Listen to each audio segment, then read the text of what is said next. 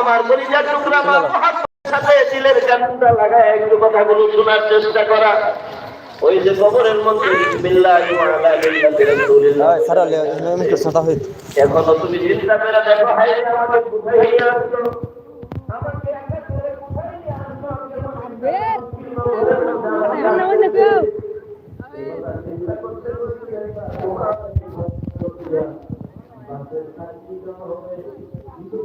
হ্যাঁ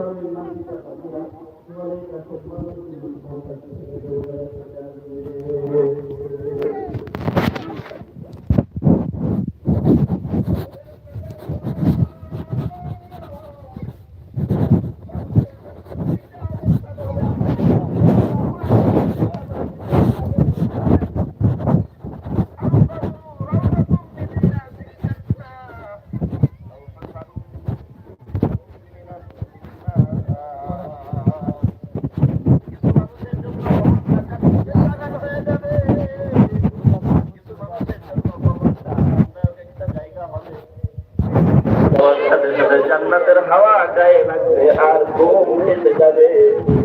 একদম ইসরাফিল আলাইহিস সালাতু ওয়াস সালাম সিংহায় ফুৎকার দেওয়া পর্যন্ত তার ঘুম ভাঙবে না। মা আর যারা বদ আমল করবে, গুনাহগার হবে, আল্লাহর নাফরমানি করে দুনিয়া থেকে বিদায় নিবে,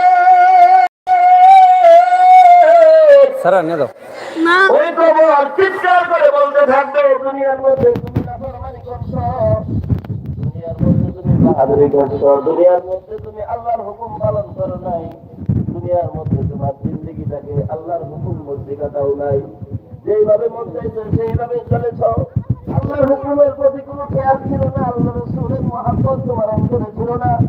এখন আমি কবরের মধ্যে আসছো, এই কবরের মধ্যে আসছো, তাহলে আমার তুমি দেখতে পাইবা।